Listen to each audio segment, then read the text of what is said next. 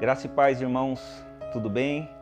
Quero compartilhar com vocês um texto bíblico. Primeira carta aos Tessalonicenses, capítulo 4, e os versículos 16 e 17.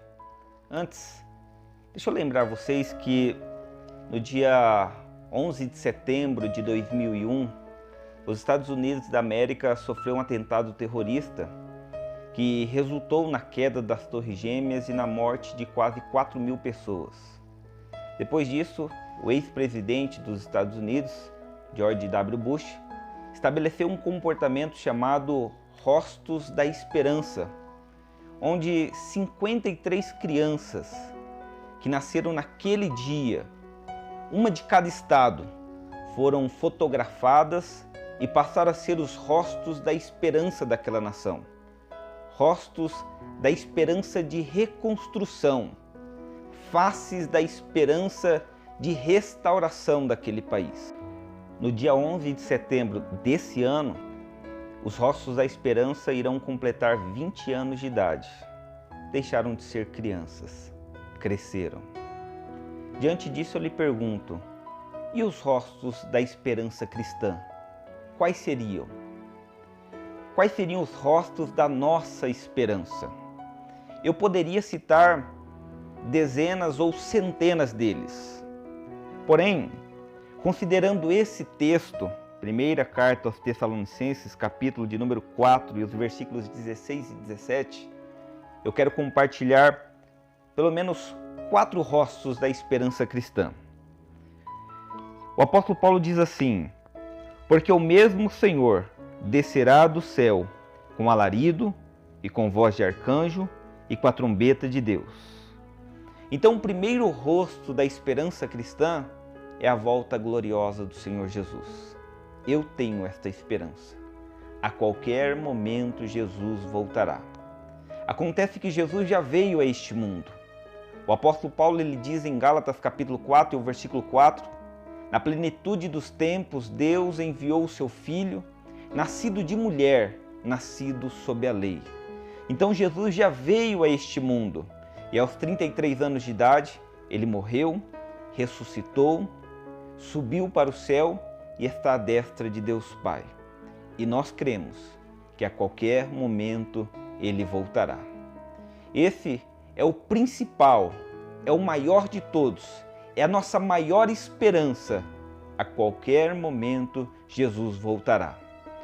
O segundo rosto da esperança cristã que nós encontramos nesse texto é a ressurreição dos mortos.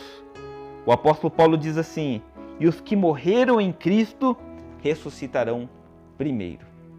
Então aqueles que morreram em Cristo, aqueles que dormiram no Senhor, irão ressurgir dos mortos. O apóstolo Paulo compara o nosso corpo com um tabernáculo. O tabernáculo era um templo portátil. Então ele compara o nosso corpo com um tabernáculo. E ele diz que através da morte o nosso corpo vai se desmanchar, vai se desfazer.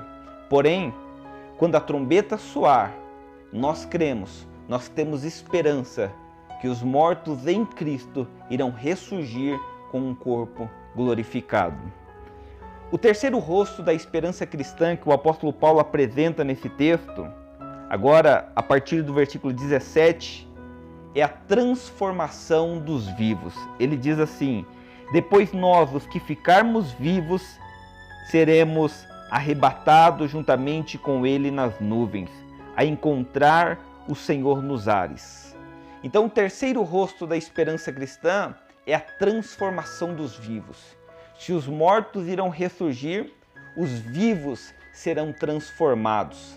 Na primeira carta aos Coríntios, capítulo de número 15, a partir do versículo 51, o apóstolo Paulo diz: eis que eu vos digo um mistério. Na verdade, nem todos dormiremos. Antes seremos transformados no momento, no abrir e fechar de olhos, ante a última trombeta, porque a trombeta soará, e aqueles que morreram em Cristo ressuscitarão incorruptíveis. Pois importa que isto que é corruptível se revista de incorruptibilidade, e isto que é mortal se revista de imortalidade. ele continua e diz: pois quando isto acontecer, cumpre-se-á aquilo que está escrito: tragada foi a morte na vitória. Onde está, ó morte, o teu aguilhão? Onde está o inferno, o teu poder de ferir? Mas graças a Deus que nos dá vitória por nosso Senhor e Salvador Jesus Cristo. O quarto e último rosto da esperança cristã que eu encontro nesse texto é o arrebatamento da igreja. O apóstolo Paulo diz assim: e assim estaremos sempre com o Senhor.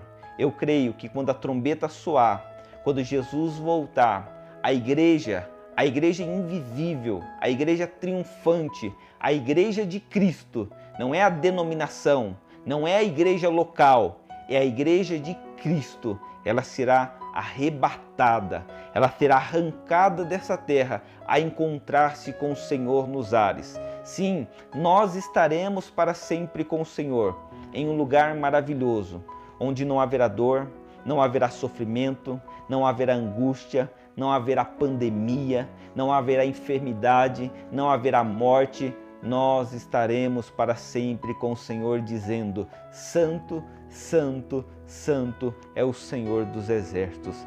Eu tenho esta esperança. Que você continue crendo que Jesus vai voltar, os mortos em Cristo irão ressurgir, os vivos serão transformados e a igreja será arrebatada. Deus abençoe.